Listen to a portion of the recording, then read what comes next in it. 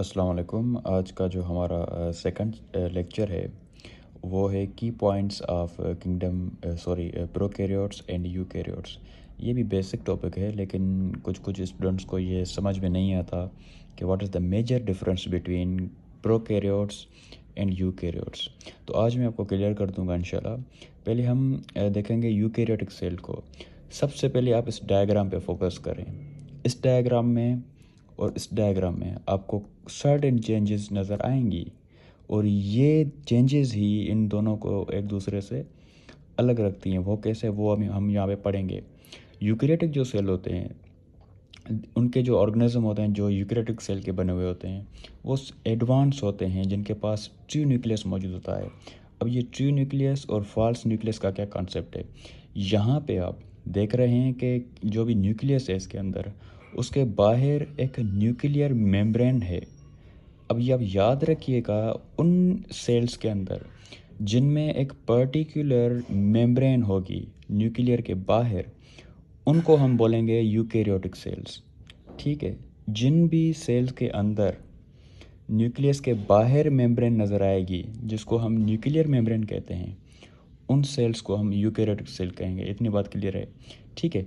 इनके अंदर आपको मेम्ब्रेन बाउंड ऑर्गेनेल मिलेंगे, जैसे कि माइटोकॉन्ड्रिया हो गया, प्लास्टिड हो गए हैं। ठीक है।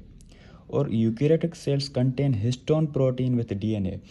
अब ये चीज़ क्या है, ये चीज़ मैं आपको क्लियर कर दूं कि जो डीएनए का हेलिक्स होता है जिगजैग मैनर्स में, डबल थ्रेड, ठीक है, उसको फोल्ड करने में हिस्टोन प्रोटीन, एक प्रोटीन की किस्म है, वो जो है बड़ा रोल प्ले करती है। तो जिन ऑर्गेनिज्म में ये हिस्टोन प्रोटीन होगी डीएनए के साथ, तो वो यूकैरियोटिक सेल्स में आएंगे। ठीक है।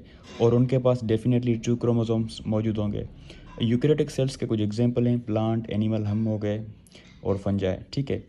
अब आप सेल प्रोकैरियोटिक सेल्स के आप खुद ही बता देंगे।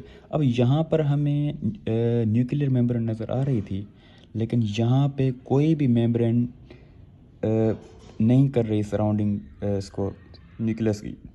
तो ये बात क्लियर हो गई कि वो प्रोकैरियोट्स कहलाते हैं जिनके बाहर न्यूक्लियर मेम्ब्रेन मौजूद ना हो।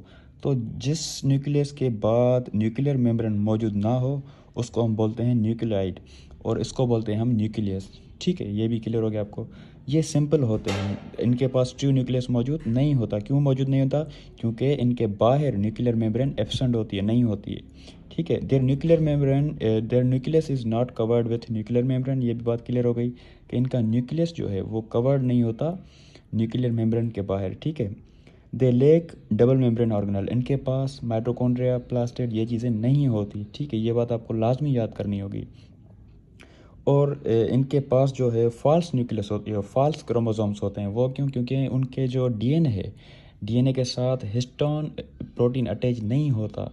तो ये बात वाज़ेह हो गई कि जिन भी डीएनए के साथ हिस्टोन प्रोटीन मौजूद नहीं होगा, उनके पास, ये बात क्लियर है कि फॉल्स क्रोमोसोम मौजूद होंगे। तो इनके पास हिस्टोन प्रोटीन अटैच नहीं है, तो इनके पास फॉल्स क्रोमोसोम मौजूद हैं। और इनके पास मीजोसोम्स होते हैं। मीजोसोम्स रिप्रोडक्शन में, फूड स्टोर करने में काम आते हैं। ये इनका ऑर्गेनल है जो पाया जाता है मोस्ट प्रोबेबली बैक्टीरिया और साइनोबैक्टीरिया में। अब बैक्टीरिया और साइनोबैक्टीरिया में क्या फ़र्क है? ये हर जगह पे मौजूद होते हैं। बैक्टीरिया, मैंने आपको पिछले लेक्चर में बताया था कि बैक्टीरिया ओमनी प्रेजेंट होते हैं, हर जगह पे मौजूद होते हैं, सिवाय आग के अलावा वो हर जगह पे मौजूद होते हैं। और दूसरा है साइनोबैक्टीरिया, ये फ्रेश वाटर में मौजूद होता है। जो भी पानी होता है ना, रिवर वगैरह, लेक वगैरह का, तो ये साइनोबैक्टीरिया वहाँ पे मौजूद होता है। ठीक है। जो पानी में स्मेलिंग वगैरह होती है, उनमें भी इनका बड़ा रोल होता है। तो ये भी बात अब क्लियर हो गई कि बैक्टीरिया हर जगह मौजूद होते हैं और साइनोबैक्टीरिया सिर्फ फ्रेश वाटर में। और इनका दूसरा नाम है ब्लू ग्रीन अलगा।